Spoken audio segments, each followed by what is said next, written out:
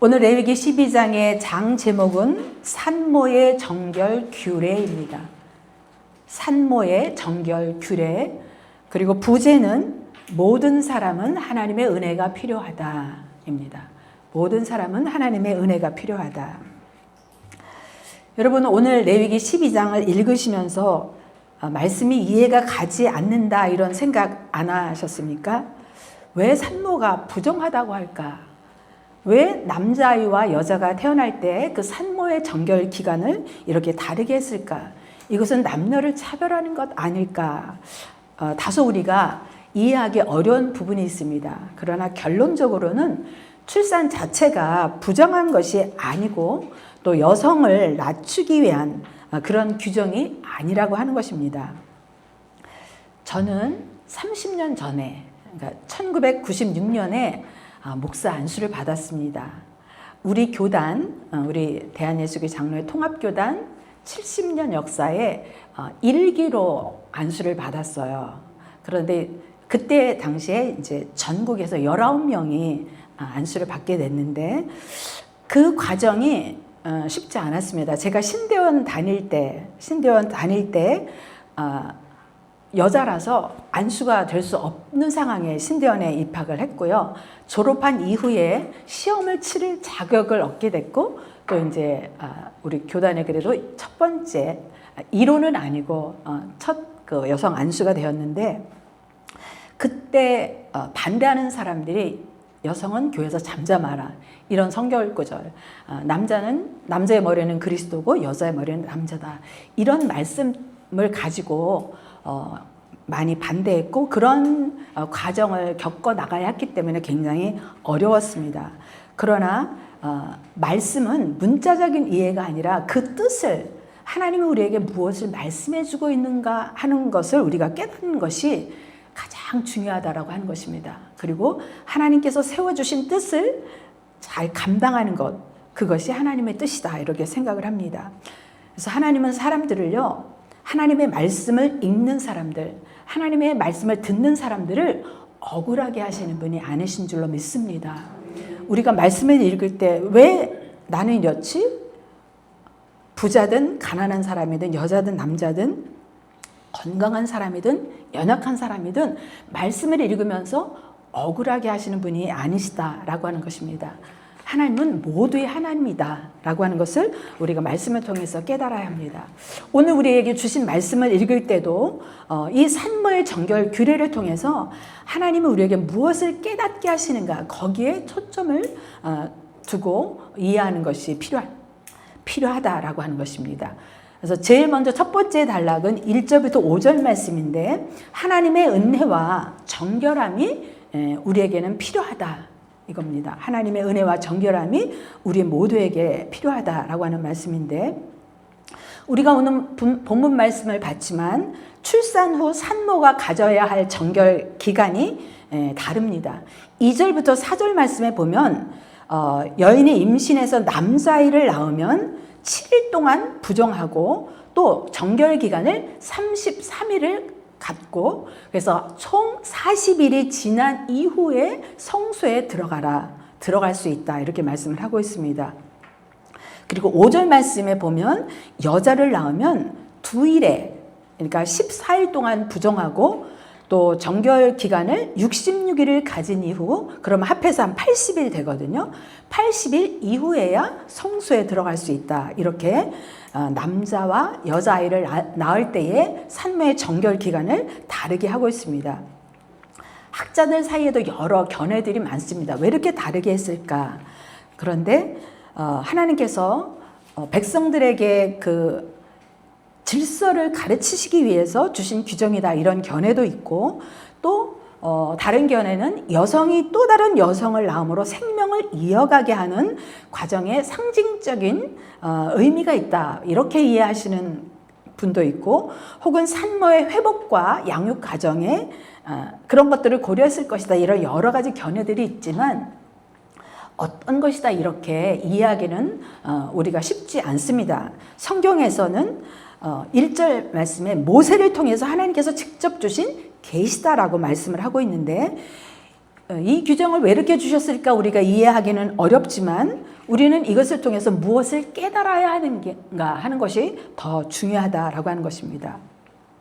이렇게 산모가 아이를 낳았을 때, 남아를 낳았을 때는 40일, 또 여아를 낳았을 때는 80일 이후에 성소에 나아가도록 했고, 그 기간 전에는 성물을 만지지도 못했고 성소에 들어가지도 말라 이렇게 말씀하셨습니다. 이것은 산모의 출산이 부정하다 이것을 의미하는 것은 아닙니다. 출산은 이 새 생명의 탄생이기 때문에 하나님께서 축복하신 것입니다.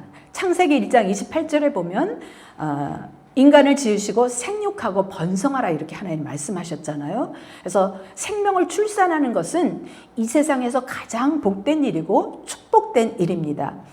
그러나 아담이 타락한 이후에 그 이후에 누구든지 죄성을 가진 인간으로 태어나기 때문에 모든 인간은 속죄함이 필요하고 정결함이 필요하기 때문에 이런 산모의 정결 예식을 두었다라고 하는 것입니다. 남아와 여아를 차별하려고 한 것이 아니라 하나님의 축복으로 태어난 이 생명, 이 출산 자체가 부정하다거나 죄라는 뜻이 아니고 하나님의 은혜 없이는 살아갈 수 없는 죄인이다. 우리 모든 인간은 그렇기 때문에 하나님 앞에 속죄함을 받고 거룩하게 살아가야 할 존재다 라고 하는 것을 우리로 하여금 깨닫게 하시기 위해서 이런 규례를 두었다라고 하는 것입니다.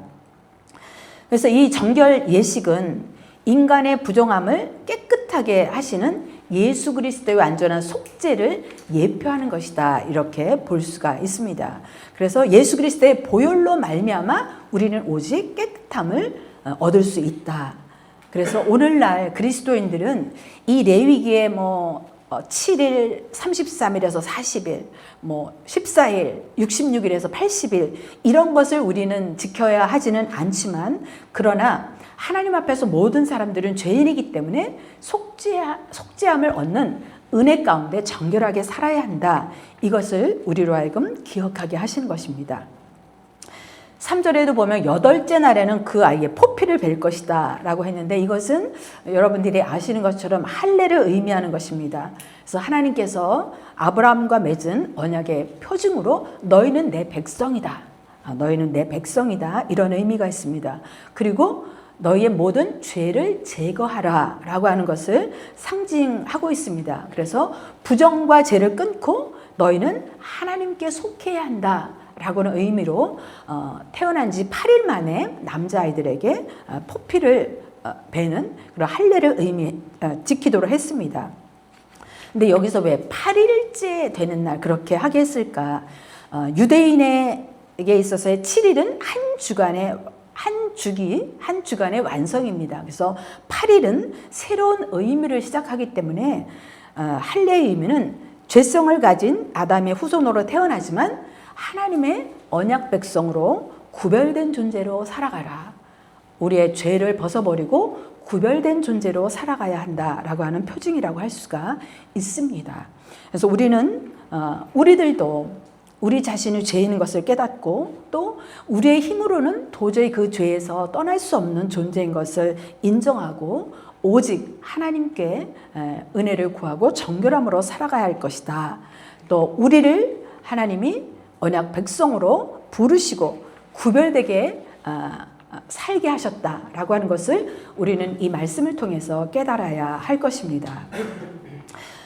두 번째 단락은 6절부터 8절인데요. 6절부터 8절은 속죄를 통한 회복입니다. 속죄를 통한 회복인데 6절부터 8절 말씀까지 한 절씩 교독하시고 마지막 절을 함께 읽겠습니다. 6절 제가 읽습니다. 아들이나 딸이나 정결하게 되는 기한이 차면 그 여인은 번제를 위하여 1년 된 어린 양을 가져가고 속죄제를 위하여 집비둘기 새끼나 산비둘기를 회막문 제사장에게로 가져갈 것이요. 제사장은 그것을 여호와 앞에 드려서 그 여인을 위하여 속죄할지니 그리하면 사년이 깨끗하리라. 이는 아들이나 딸을 생산한 여인에게 대한 규례니라. 그 여인이 어린 양을 바치기에 힘이 미치지 못하면 산비둘기 2마리나 집비둘기 새끼 2마리를 가져다가 하나는 번제물로 하나는 속죄제물로 삼을 것이요 제사장은 그를 위하여 속죄할지니 그가 정결하리라. 아멘. 오늘 6절과 7절에서 보면 정결 기간이 끝나면 산모는 하나님께 나아가야 한다라고 말씀합니다. 왜냐하면 하나님과의 교제를 회복하기 위해서 하나님 앞에 나아가야 하는 것입니다. 그런데 그때 반드시 번제와 속죄제를 드려야 했는데 그것은 번제를 드리기 위해서는 하나님과 교제하기 위해서는 반드시 속죄가 필요하기 때문입니다. 그래서 번제를 위해서는 어린 양을 드리라고 했는데 그것은 헌신을 의미했고 또 속죄제를 위해서는 집비둘기나 산비둘기를 드리라고 했는데 그것은 죄를 없애는 의미가 있다라고 하는 것입니다. 아까 말씀드린 것처럼 그래서 이것은 출산 자체가 죄가 아니라 우리 인간이 죄 아래 놓여 있다라고 하는 것입니다.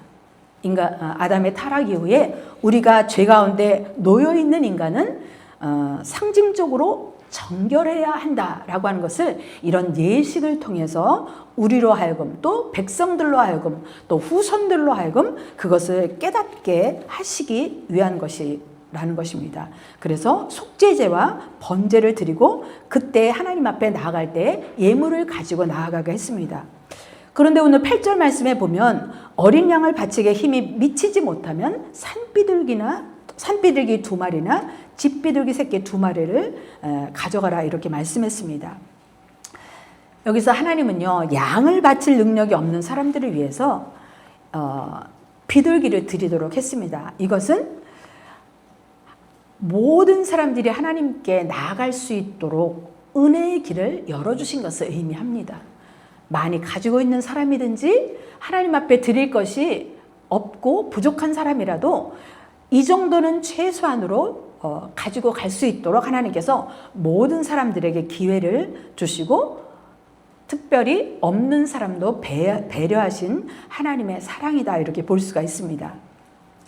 구약의 모든 제사가 예수 그리스도를 예표하고 있지 않습니까? 그래서 이제는 짐승의 피가 아니라 예수 그리스도의 피, 예수 그리스도의 보혈을 통해서 죄사함을 얻고 하나님께 나아갈 수 있게 된 것입니다. 그래서 예수님께서는 죄인된 우리를 위해서 생명을 드림으로 단번에 영원한 제사를 드리신 것입니다. 그래서 우리는 오직 예수 그리스도를 통해서만 예수 그리스도의 보혈의 은혜를 통해서 날마다 정결케 되고 또 새롭게 되어야 할 줄로 믿습니다. 그래서 오늘의 한 포인트 말씀은 8절 말씀 우리가 조금 전에 읽었는데요. 8절 말씀입니다. 출산 후 산모가 드려야 될 정결 예식을 우리가 오늘 살펴보고 있는데 이 8절 말씀은 하나님의 놀라운 그런 마음이 그 안에 드러나고 있다라고 하는 것입니다. 왜냐하면 모든 사람에게 은혜의 길을 열어주고 있기 때문입니다. 번제를 위해서는 어린 양을 드려야 했는데 준비할 수 없는 가난한 사람들 그런 사람들의 형편까지 살피셔서 2마리의 비둘기를 드리게 했고 하나는 번제물로 하나는 속죄물로 드리라고 했습니다.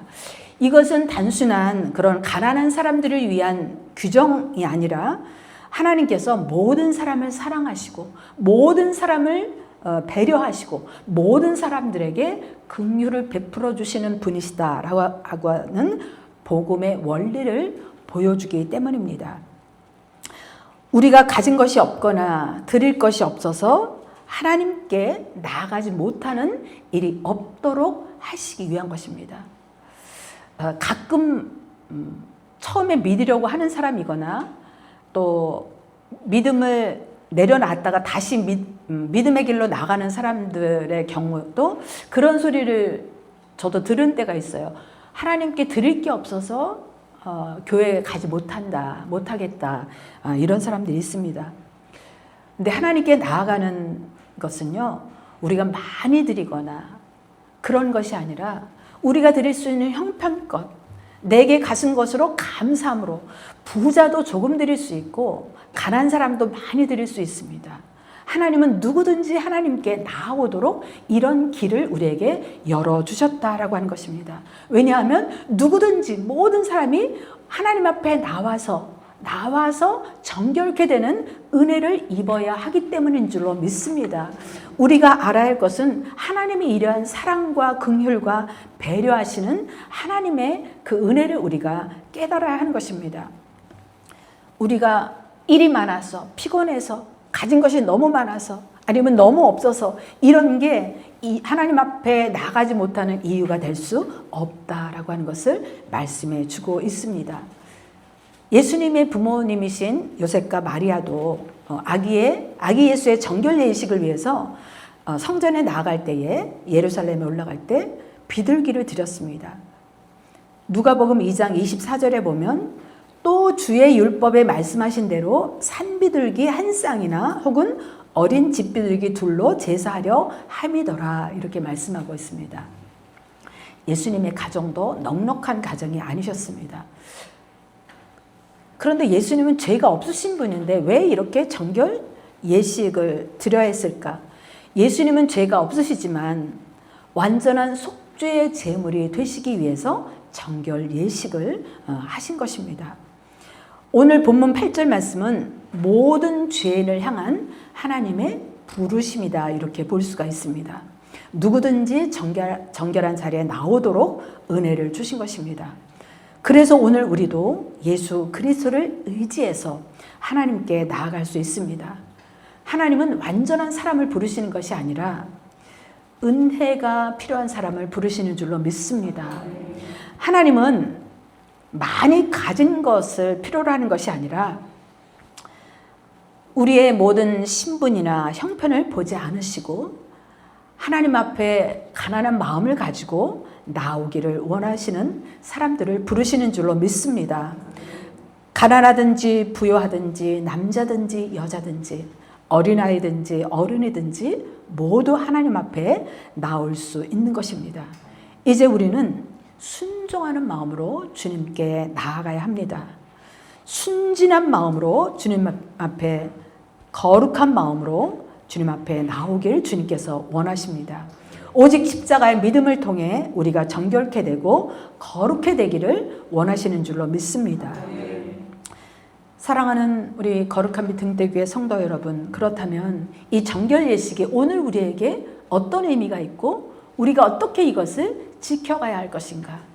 이렇게 40일 동안 80일 동안 이런 것이 아니라 정결 예식은 단순히 우리의 몸을 깨끗하게 하는 의미가 있는 것이 아니라 하나님 앞에 정결하고 거룩하게 살아가야 한다라고 하는 것을 말씀해 주고 있는 것입니다. 그러기 위해서 우리가 어떻게 해야 할 것인가? 첫째는 말씀과 기도로 주님 앞에 날마다 나와야 한다라고 하는 것입니다. 이 말씀을 우리가 교회에서 너무나 많이 듣잖아요. 10년, 20년, 50년, 60년.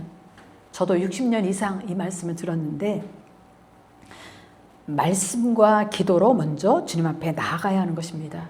말씀 안에서 우리 자신을 돌아보고 날마다 시간마다 순간마다 죄에서 떠나는 삶으로 살아가라라고 하는 말씀인 것입니다.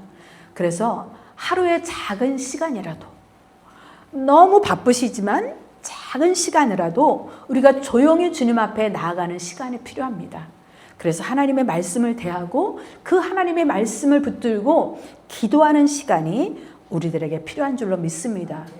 그래서 우리가 무엇을 하든지 언제든지 하나님의 뜻을 깨닫고 주님께 묻고 살아가는 것, 그것이 우리를 정결케 하고 그것이 우리를 거룩하게 하는 줄로 믿습니다. 두 번째는 우리가 거룩하게 되는 삶은 오직 예수 그리스도의 보혈의 능력인 줄로 믿습니다. 예수 그리스도의 피, 예수 그리스도만이 우리의 죄를 깨끗게 하시고 우리를 거룩하게 하시는 줄로 믿고 예수님의 능력을 믿고 나아가셔야 할 줄로 믿습니다.